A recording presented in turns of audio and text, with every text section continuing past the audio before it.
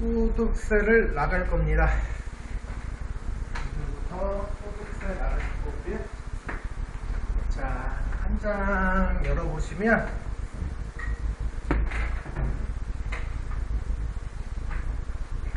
자, 소득세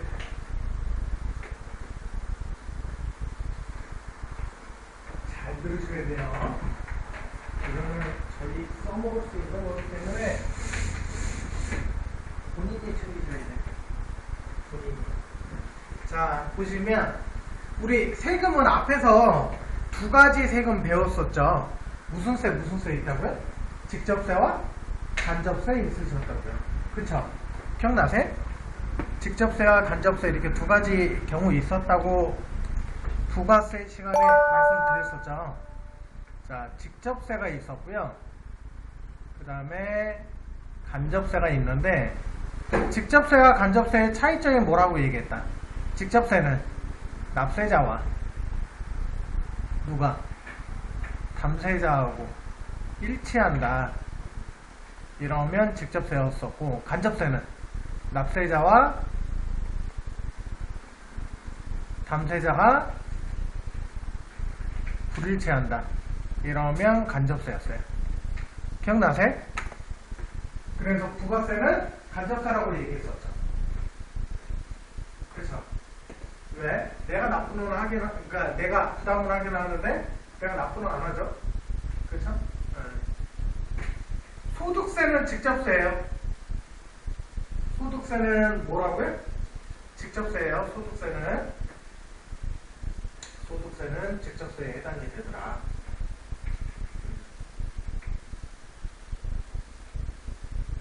내가 부담하고 내가 납부하죠? 그렇죠? 내가 부담하고 내가 납부. 그러니까 이게 더 쉽게 얘기하면 알면서 내면 직접세고요. 모르면서 내면 간접세라고 생각을 하시면 돼요. 그래서 부가세는 우리는 모르면서 내.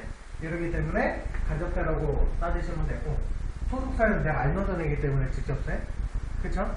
근데 소득세 말 그대로 뭐예요? 소득이 생겼으니까 뭐를 내겠다? 세금을 내겠다. 그러니까 우리나라에서 소득이 생기니까 우리나라한테 세금을 내겠다는 거죠. 맞죠? 그러면 버는 게 다 똑같아요? 다 틀리잖아요.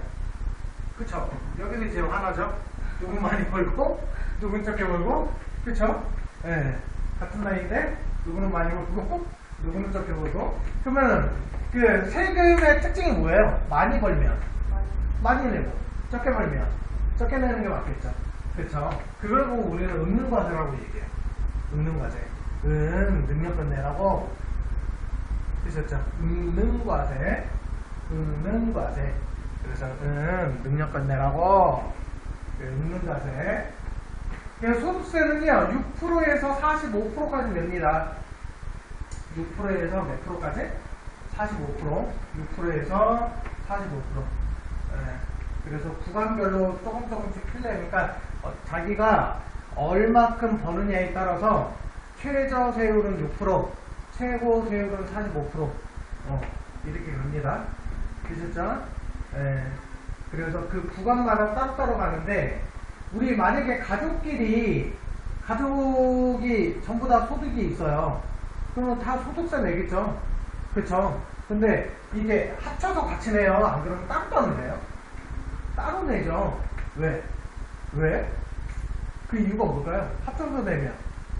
제가 아까 그랬죠. 6%에서 45% 세율이 있다고. 합쳐서 내면 세율이 어떻게 될까요? 또 높아질 수밖에 없겠죠. 그쵸? 그래서 합산과세 안 해요. 개인 단위과세예요. 그래서 소득세가 그래서 개인 단위과세예요. 그러니까 네가 번 만큼만 내라고. 합산과세 하게 되면 좀 더 많이 낼 수밖에 없는 구조이기 때문에, 그래서 그렇게 내지 말라는 얘기예요. 되셨죠? 그 다음에 누진과세, 얘는 원천징수하죠. 그러면은 우리 소득은 버는 게 여러 가지 벌어요. 그쵸? 그냥 예를 들어서 평균적으로 어떻게 벌어요? 회사 다니면서 돈 벌어요. 그걸 보고 우리는 근로소득이라고 얘기를 하겠죠. 그쵸? 대부분은 그냥 회사 다니면서 이제 돈을 벌어요. 근데 회사 다니면서 돈만 벌어요? 그건 아니겠죠. 그쵸? 그러니까 예를 들어서 뭐 그런 거 있잖아요. 뭐 좀 있으면, 오늘이 어버이날이구나. 좀 있으면 이제 아니고. 어버이날 때, 만약에 본인이 어버이야? 그럼 애들한테 용돈 받죠? 맞죠? 만약에 애들이 다 컸어. 그러면 이제 용돈 받겠죠? 안 그러면 로또를 긁어. 또는 저기 가보셨어요? 과천? 경마공원? 경마 가고 막건 사요? 그래서 긁어. 그랬더니 맞았어? 그러면 그거 얻어 걸린 거 아니에요? 길 가다가 이렇게 주소. 그거 얻어 걸린 거잖아. 그쵸? 그러고 보고 기타 소득이라고 얘기를 해요. 그러면 우리는 월급을 타면 월급 다 그냥 현찰로 갖고 있어요? 은행에 넣어놓죠. 그럼 은행에 넣어놓으면 꼭 뭐 받아요? 이자 받겠죠. 그쵸?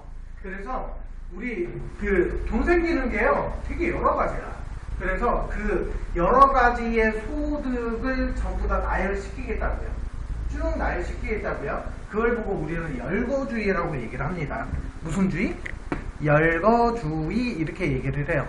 아시겠죠? 그래서 이 다른 말로 유형별 포괄주의나 열거주의나 같은 말이에요. 아시겠죠? 유형별 포괄주의나 열거주의나 똑같은 말이에요. 그러니까 소득을 우리는 버는 소득을 되게 여러 가지가 있는데 그 여러 가지를 쭉 나열시킨다라고 얘기하는 걸 우리는 열거주의라고 얘기를 합니다. 되셨죠? 그래서 이자소득부터 양도소득까지 있어요. 이자소득부터 양도소득까지 있는데 우리는 종합과세 지금 배우시는 게 종합과세이기 때문에 그 기타 소득까지만 배워요. 이자, 배당, 사업소득, 근로, 연금, 기타 여기까지만 배우시면 우리의 시험은 여기까지밖에 안 나와요. 아시겠죠? 퇴직하고 양도에 대해서는 나오지는 않습니다. 나오기는 해요. 아예 안 나오는 거 아니에요. 아시겠죠? 나오긴 하는데 자세하게는 안 나온다고요. 그냥 의미만 좀 알고 계시고 넘어가시면 될 것 같기는 해요. 되셨죠? 그래서 우리 이자하고 배당소득, 이자는 어디에서 생겨요? 은행. 그쵸? 근데 딱 은행에서만 생겨요? 그건 아니죠. 예를 들어서 내가 지인한테 돈 빌려줘. 또는 부모님한테 돈 빌려줘. 그럼 돈을 빌려줄 때 만약에 부모님한테 돈 빌려줬어요? 그럼 국가 입장에서 보면 부모님한테 돈 빌려주는 게 말이 돼? 부모가 자식한테 돈을 빌려줘요. 이게 말이 돼요? 말이 된다고 생각해? 말이 안 되잖아. 그쵸? 그러면 그건 뭐예요? 징여지. 그거 아니에요. 징여. 그래 5천만원까지. 부모 자식 간에 5천만원. 그 다음에 그 부부간에는 얼마까지? 6억까지. 예. 근데 부부끼리는 그거를 검증할 수가 없구나. 예. 그 6억이 됐다 안 됐다 이거 검증할 수가 없어. 그래서 부부끼리는 거의 뭐 저기가 없는데 부모하고 자식 간에도 이렇게 돈을 줘요. 그러면 얘는 증여세 내야 되죠. 뭐 증여세 안 내는 방법도 여러 가지는 있어요. 예. 있긴 한데 있어요. 되게 여러 가지 있어요. 예. 뭐 예를 들어서 사업 때문에 이렇게 돈 받았어. 이건 증여 아니야. 자녀가 능력이 안 돼가지고 부모가 생활비를 줘. 이것도 증여 아니야. 증빙만 할 순간이 있어. 그 다음에 자녀가 그러니까 사업 때문에 돈을 빌리잖아요. 그럼 사업 때문에 돈을 빌렸다는 증거가 있어. 그럼 뭐 하시면 돼, 증거가? 차용증 쓰시면 되겠죠. 라고 생각하면 그건 오산이야. 증여세네요. 예, 공증받으셔야 돼. 예, 공증받으셔야 돼. 자, 뭐, 어쨌든 간. 근데 우리는 여기 이자소득은 어디에 생기더라? 은행에서 생기고요. 배당소득은 주식. 그쵸? 예, 그 다음에, 아까 전에 방금 얘기했듯이 이자소득은 내가 부모님한테 돈 빌려줬어. 또는 자식이 부모한테 돈을 빌려갖고 왔어. 그러면 뭐예요? 이자를 주고받고 해야 될 거 아니에요? 그쵸? 사용증에 의해서 이자가 있을 거 아니에요? 그 이자 왔다 갔다 할 거 아니에요? 그것도 이자소득이에요. 뭔가 이해하셨죠? 친구한테 돈 빌려줬어. 뭐 그냥 돈 빌려줘요? 그러지 않을 거 아니에요? 그냥 이자 받을 거 아니에요? 그것도 이자소득이에요.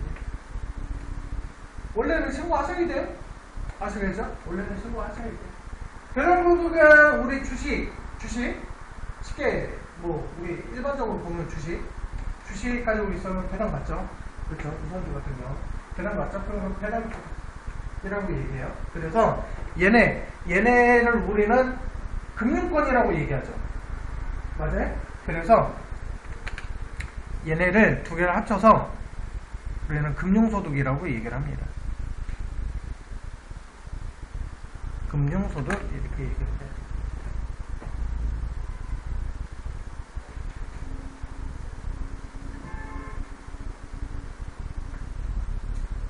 되셨죠? 이자하고 배당소득을 금융소득. 그래서 얘네는 2천만원까지는 세금 안 내요? 2천만원까지. 그럼 생각 한번 해봐요. 원래는 이자 생기면 어떻게 하셔야 돼요? 부가세, 소득세 내야 되죠? 맞아요? 근데 지금까지 여러분들 소득세 냈어요? 떼고 주죠? 그렇죠? 근데 추가적으로 뭐 이거 다시 신고해라 뭐 이런 얘기 들어본 적 있어요? 없죠? 없어요? 없어요? 있을 텐데? 간혹가다 돈 왔다 갔다 하는 게 이자가 많이 받아서 그러면 따로 또 신고하셔야 돼요, 5월달에. 아, 그런 얘기 못 들어보셨어요?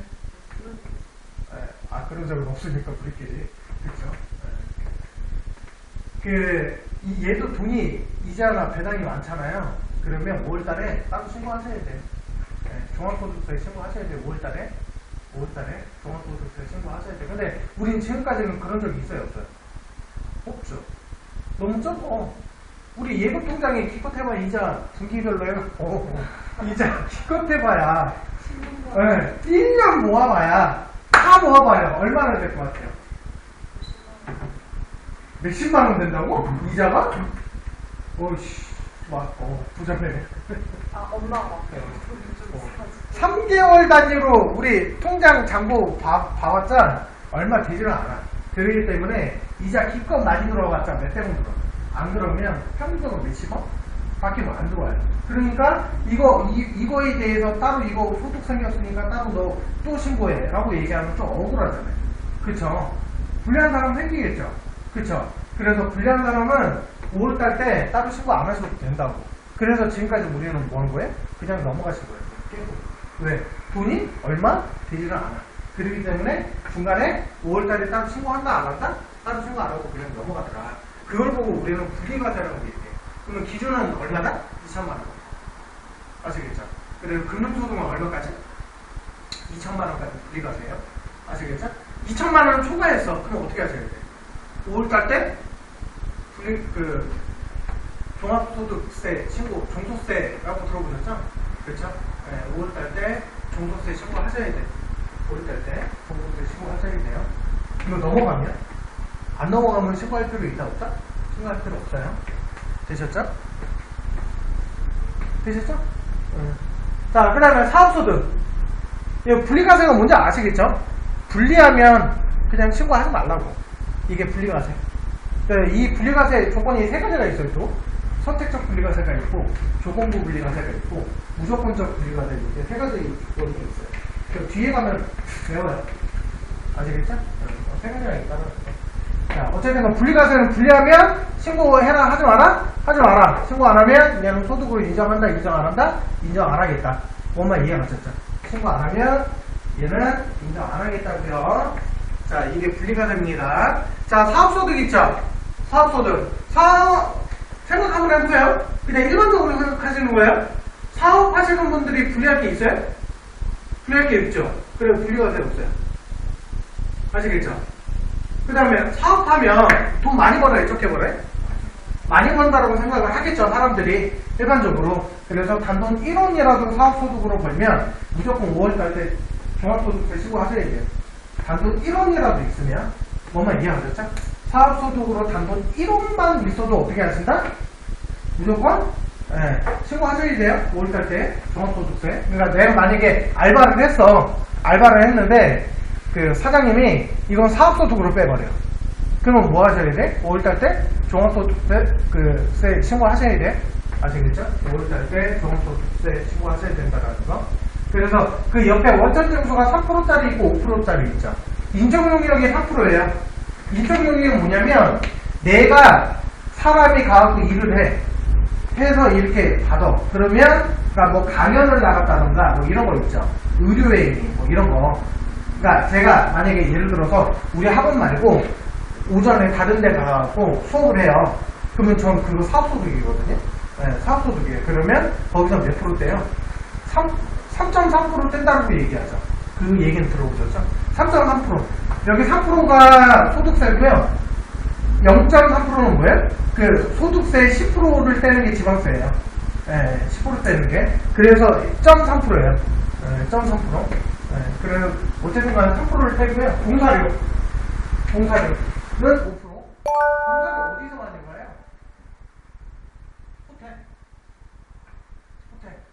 호텔 가시면 뭐예요? 이렇게 배보이 이렇게 짐 들어주고 봉사료 이렇게 붙잖아요. 그쵸? 이거 봉사료 5%.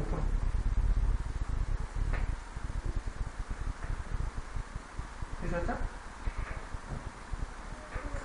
네, 우리나라에서는 봉사료 그러면 또 막 이상한 생각 하시는 분들 많아서 어쨌든 그래요.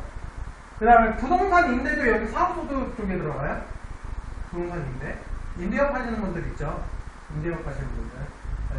임대업 하시는 분들도 그 부동산 임대업 하신다고 많이 벌어요? 많이 버시는 분들은 많이 벌겠죠. 근데 진짜 많이 못 버시는 분들도 있어요. 되게 많아요. 네. 그래서 2천만 원이 안 돼. 얼마가 안 된다? 2천만 원이 안 되면 분리과세 하시면 돼요. 분리과세 하시면 돼요. 그러니까 내가 총 받는 돈이 부동산 때문에 받는 돈이 2천만 원이 안 돼. 이러면 분리과세 신청하시면 됩니다. 되게 많아요. 그러니까 분리과세 신청하시면 그러니까 나 분리과세 할 거야 이러면 뭐예요? 그냥 소득이 있다 없다? 소득이 없는 걸로 인정해 주겠다고요. 아시겠죠? 자, 근로소득 있죠? 근로소득은 뭐 그냥 회사 다니면 뭐 받아요? 월급 받죠? 그쵸? 회사원들이 근로소득 되겠죠? 그쵸? 근데 여기 안에 이제 일용직이 있어요. 일용직은요 무조건 분리과세예요. 일용직은 얼마를 벌었던 간에 무조건 분리과세. 왜?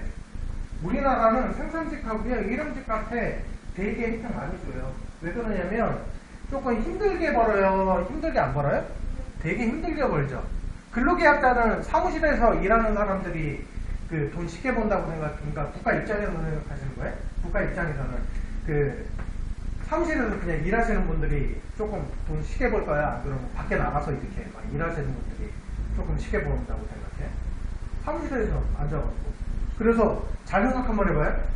이게 꼭 그런 건 아닌데 국가는 그렇게 생각해요. 사무실에서 야근한대. 그러면 혜택이 있어? 없어요? 없어요. 그냥 무조건 소득세 다 때려요. 사무실에서 근무하시는 분들은 무조건 야근수당이 1.5배 받아도 뭐예요? 그냥 과세요 다. 너 그냥 이거 돈 벌고 받잖아. 그러니까 너 세금 내 라고 얘기를 해요. 근데 일용직이나 생산직 같은 경우가 특히 생산직 같은 경우는 생산직에 뭐 광업도 있고 어업도 있고 막 하잖아요. 이분들은 저녁 때 일 많이 해요 안 해요? 저녁 때 해야죠. 그쵸? 일반 기본 노동시간 빼놓고 플러스 뭐예요? 추가 수당이 없으면 이 사람들은 죽어. 왜? 거의 최저시급이에요. 기본급은 최저시급이야. 다 최저시급으로 잡혀있어요. 근데 거기에서 뭐예요? 추가 수당이 이거 붙고 저거 붙고 이거 붙고 하니까 돈을 많이 버는 것 뿐이에요. 그러니까 어떻게 하겠다? 여기가 그 추가 수당 중에 야간 근로 수당 어쩔 수 없이 야간에 뭐 일해야 되는 사람들 있잖아요. 그쵸? 그거는 과세 처리 안 해. 비과세. 어머니 이해가 되시죠? 그래요. 그러니까 이게 조금 틀려. 네. 틀려요. 그러니까 생산직이랑 광업 같은 경우는 그 뭐 한도는 정해져 있긴 한데 딱 정해져 있어요. 조건도 정해져 있고 한도도 정해져 있는데 대부분 생산직들은 야간 근로 수당은 그냥 비과세 혜택 주고 그 다음에 그 사무직 근로자들은 과세. 다 소득세 내라고요. 비과세라고 얘기하면 소득세 계산할 때 잡는다 안 잡는다? 안 잡겠다고요. 뭔 말 이해 가셨죠? 계산할 때 아예 그냥 그 돈 빼버리겠다는 얘기예요. 뭔 말 이해 가셨죠? 그래서 일용직 같은 경우는 그냥 무조건 분리과세예요. 일용직은 너무 돈 벌기 너무 힘들어. 그러니까 우리 손쉽게 보시는 분들이 건축업 하시는 분들 중에 그 일반적으로 우리 노가다 한다라고 하니까 뭐 이렇게 얘기하시는 분들 있잖아요. 그게 일용직. 그다음 우리 요즘 많이 보잖아요. 배달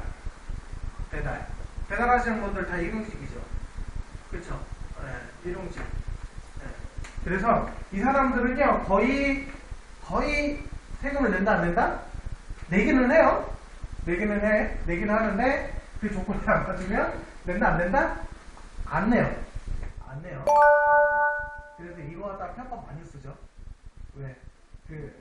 한도 거기까지만 딱 잡고 나머지 추가 비용은 어떻게 해? 그냥 현찰로 주고 그냥 왔다 갔다 땡치는 것도 있죠.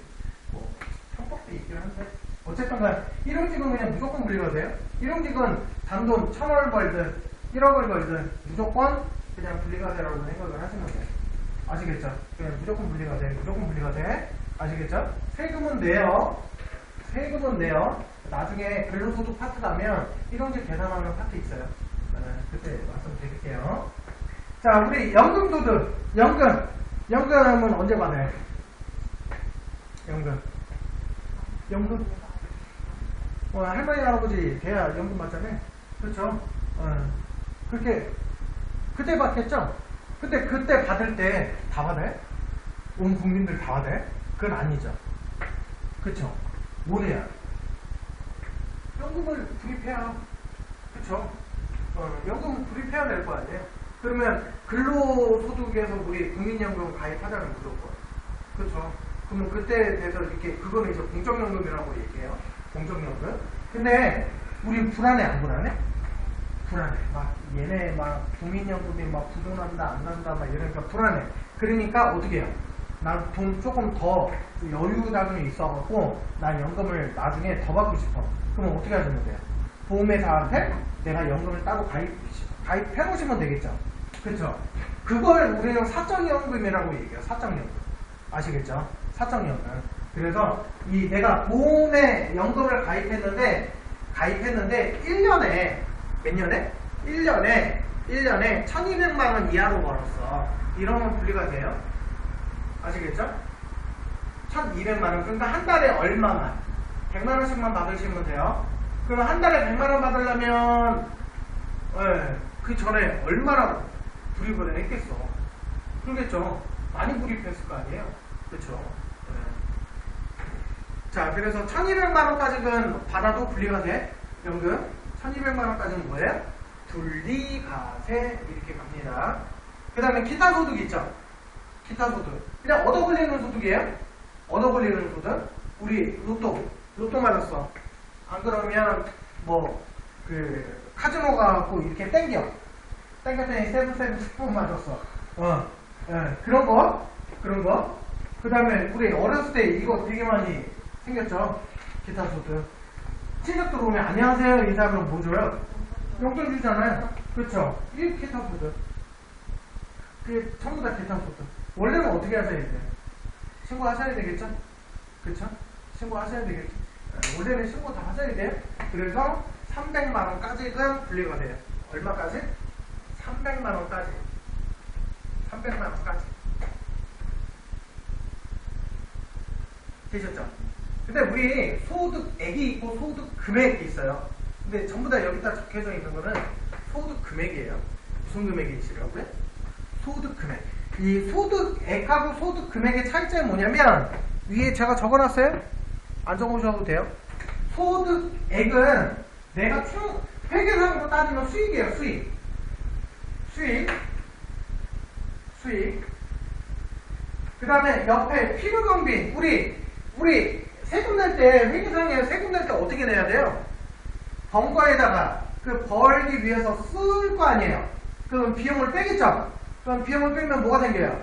이익이 생기죠? 그럼 이익에 대한 세금을 납부를 하는 거죠. 맞아요? 네.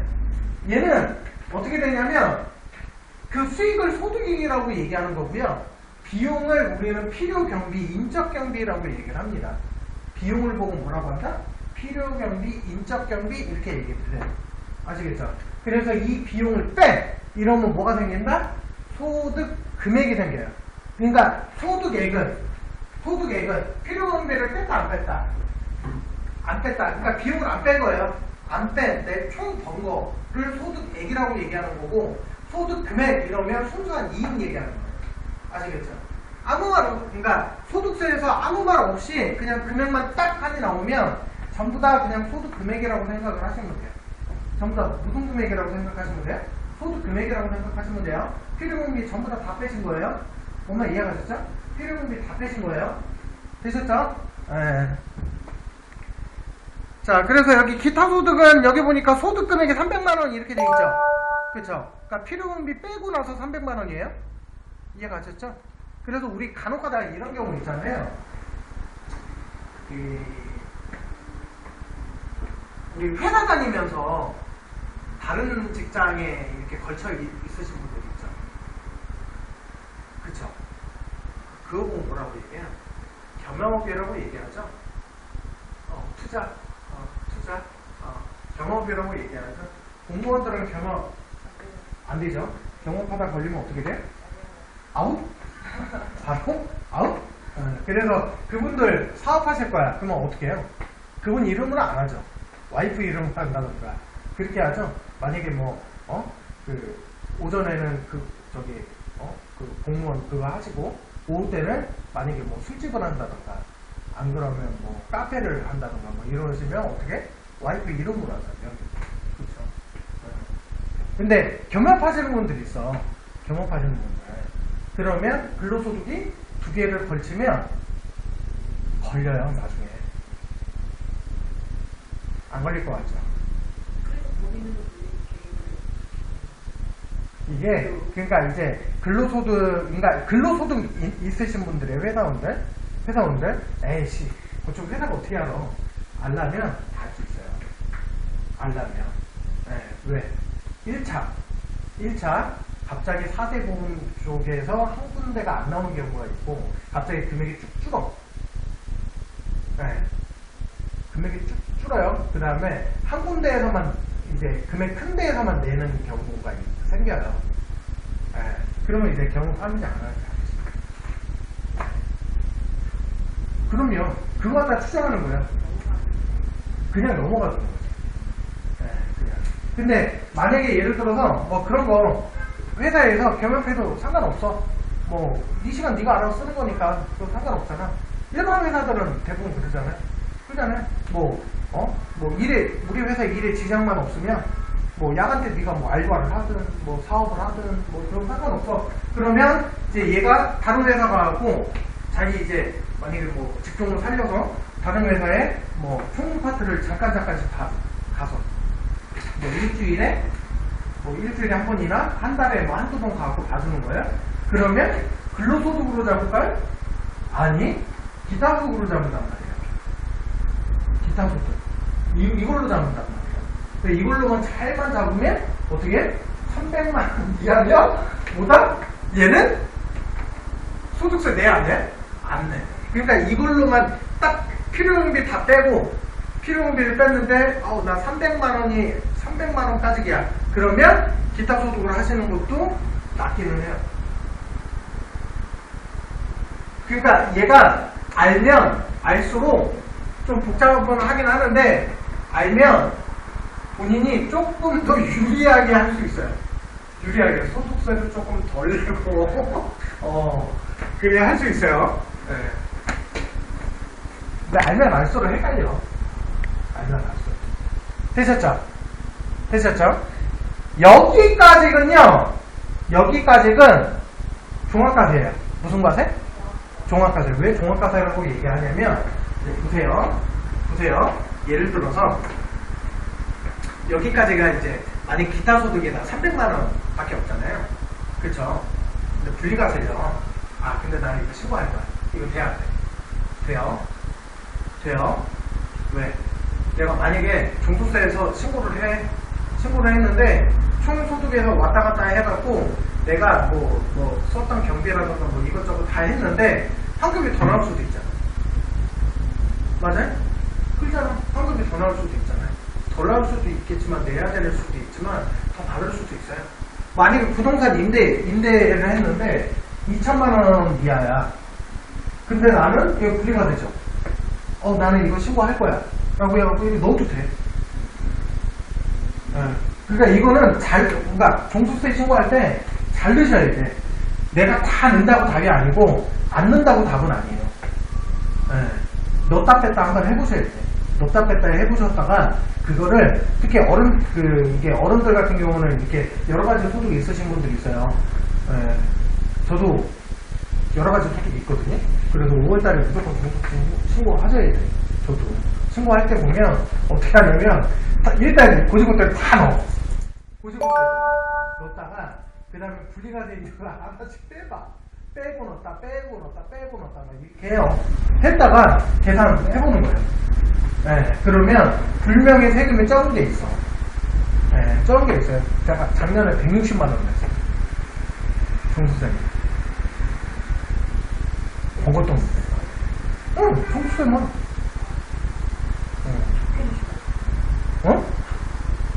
이렇게 얘기하니까 도대체 얼마나 본 거야? 이렇게 얘기를 하는데 나 마이너스거든? 마이너스인데 근데 내가 이거 하나 잘못 신고했어. 부동산이 신고 안 해도 되는 거를 미리 사업장 신고할 때 신고 안 해도 되는데 급해가지고 그냥 다 때려넣었거든. 다 때려넣으니까 5월달 때 이제 어쩔 수 없이 그냥 이게 특히 부동산 임대 같은 경우는 그 전에 3월달에 사업장 신고 하시잖아요. 특히 부동산 임대업 하시는 분들 이거 조금 이제 사업장 신고할 때 잘 보셔야 돼요. 잘 보셔야 돼요. 이게 안 넣어도 되는 건데 저는 재작년 때 그냥 넣어버렸거든요. 작년에 또 많이 해보죠. 여기까지는 분리가 돼요? 여기까지. 그래서 예를 들어서 뭐 이런 거 내가 만약에 근로소득밖에 없어. 그럼 우리는 근로소득 하면 12월달 때 1월달부터 12월달까지 돈 번 거를 2월달 때 뭐예요? 연말정산 하죠? 2월달에 연말정산해요. 그래서 2월달 월급에서 어떻게? 내가 회사가 미리 이렇게 이렇게 빼고 해갖고 먼저 돈 줘버리죠. 환급액 줘버리잖아요. 그래서 나중에 신고해갖고 이렇게 받고 회사는. 그러니까 어쨌든간 그게 이제 근로소득은 연말정산 하니까 상관이 없는데 만약에 내가 근로소득이 있고 사업소득이 있어요. 그러면 얘는 제가 아까 그랬죠. 사업소득은 단돈 1원만 있어도 뭐 하시라고 무조건 종합과세 하셔야 된다고 아시겠죠? 종합소득세 신고하셔야 돼요. 5월달 때 뭔말 이해가셨죠? 근데 예를 들어서 근로소득이 있는데 이자하고 배당이 있어. 근데 나는 2천만 원이 안 돼. 얼마가 안 돼? 2천만 원이 안 돼. 그러면 난 분리과세죠. 그쵸? 그러면 신고해야 안 해. 신고 안 하겠죠? 그러면 이자하고 배당은 돈 번 거라고 인정한다, 인정 안 한다? 안 한다. 그러면 근로하고 이자하고 배당이 있어도 나는 5월달 때 종합과세 신고해야 안 해. 안 하게 되는 거예요. 뭔 말 이해가셨죠? 뭐를 신고하는지 뭐를 신고 안 하는지 아셔야 돼요. 사업소득 하나만 있어. 그럼 무조건 5월달 때 종합과세 신고하셔야 돼요. 종합소득세 신고하셔야 돼요. 보면 이해가셨죠? 나 기타 소득밖에 없대. 뭔 소득밖에 없어요? 기타 소득밖에 없는데 300만 원이 안 돼. 얼마가 안 된다고요? 300만 원이 안 돼요. 그러면 얘는 종합과세 신고한다 안 한다? 안 한다. 결과적으로 뭐냐면 무조건 다른 거하고 엮여갖고 5월달 때 종합소득세 신고할 수밖에 없는 거는 딱 한 가지예요. 뭐만? 사업소득하고 무조건 엮이면 무조건 신고하셔야 돼요. 그건 어쩔 수 없어요. 사업소득하고 엮이면 무조건 신고하셔야 돼요. 이거 신고 안 하면 나중에 가산세까지 같이 토해내요. 아시겠죠? 그러니까 무조건 신고하셔야 돼요. 그 다음에 특히 알바하신 분들 있죠? 알바하신 분들도 5월달 때 종부세 신고하시는 게 좋아요. 그럼 다 돌려받아. 아시겠죠? 몰라도 홈택스 들어가갖고 해봐. 해봐요. 거기. 알아서 알아, 닥터. 다 해가지고 그냥 전화해서 저기 어플에 3.3 있어. 나는 솔직히 난 그거. 글 알려줘. 쓰지 마. 쓰면 안 된다. 우리 와이프가 우리 사람이 그걸로 신고를 했다고 해가지고 우리 와이프가 달라고 도구라고. 그래서 쭉 줬는데 줘갖고 신고한 거 그거 이렇게 홍보하고 봤는데 그 3.3% 어플도 세무사 사무실하고 연계해요. 근데 얘네는 어떤 식이냐면 그냥 환급액 일단은 최대한 받을 수 있는 것만큼 다 때려 넣어줘요. 나중에 문제가 생기면 본인이 알아서 해야 할 수 있어요. 다 토해내야 돼. 다 토해내야 돼. 그래서 3.3 나와갖고 처음에 막 난리 났었죠. 그것 때문에 환급액이 뭐 누구는 막 20 얼마 나왔는데 자기 똑같은 월급에 필요금비 비슷한데 어떤 사람은 납부하는데 어떤 사람은 막 10몇만 원 환급받는데 그래갖고 한번 나죠. 저희 어머님도 한다고 하지 말라고. 믿지 말라고. 케이스인데 사람마다 너무 다른 태도 구하고 이유도 있는데 3.3에서는 그거를 그쪽에서 해주는 게 아니고요. 세무사 사무실을 연계시켜줘요. 그러니까 걔네들이 하는 거야. 걔네들이 그냥 소개비식으로만 받고 적으니까 적게 받고 해주는 거니까 어떻게 했어요? 자세하게 해줘요? 대충 해줘요? 대충 해주죠. 대충 해주지. 네. 5월달 때 소득 받는데 그러면 사업소득이나 기타 소득 있으면 다시 신고해야 돼요? 사업소득은 무조건 단돈 1원만 있어도 신고. 단 1원만 있어도 신고. 무조건. 기타 소득은 300만 원이 안 돼. 필요금비 빼고 나서 300만 원이 안 돼. 그러면 무슨 경비량에 따라 틀리겠지만 그 기타 소득이 그 필요금비 요율 따져갖고 300만 원이 안 되면 어차피 분리가 되니까 신고 안 하셔도 괜찮아요. 그래서 저 같은 경우는 근로소득도 있고 사업소득도 있고 그리고 부동산 임대도 있고 기타 소득도 있단 말이에요. 저는 그러니까 5월달 때 어떻게 하셔야 돼? 나는 무조건이야. 무조건. 그래서 그 2월달 때 연말정산을 할 때도 있고 안 할 때도 있어요. 왜? 5월달 때 한꺼번에 그냥 같이 신고하면 되거든. 5월달 때. 5월달 때 같이 신고, 연말정산 할 때 그냥 같이 신고해버리면 연말정산 이렇게 받아야 되는 돈부터 시작해서 그거에다 퉁퉁퉁 쳐버리니까. 안 내면 다행이고. 안 내. 지금까지 종소세 신고해서 안 낸 적이 한 번인가 있어. 한 번인가 있고 나머지는 다 냈어. 남편의 생각에는 금액 큰 거를 기타 소득으로 들어가요? 사업소득으로 들어가요? 그거는 봐야죠. 소득 신고를 어떻게 했느냐에 따라 틀린 거죠. 그러니까 인건비 신고할 때 얘를 기타 소득으로 신고할 수도 있고 사업 소득으로 신고할 수도 있고. 그거는 하나 거기 원천징수 영수증 띄워보면 나올 텐데. 원천징수 영수증 띄워보면 나와요. 그 무슨 소득인지 떠요. 그리고 대부분 받으셨을 텐데 카톡으로 날라오는데 카톡으로 날라와요. 종합소득세 신고하세요 이러고 날라와요. 날라오니까 날라오시는 분들은 따로 없어요. 요즘에 안 날라오는 경우도 있긴 한데 날라오시는 분들은 5월달 때 종부세 무조건 신고하세요.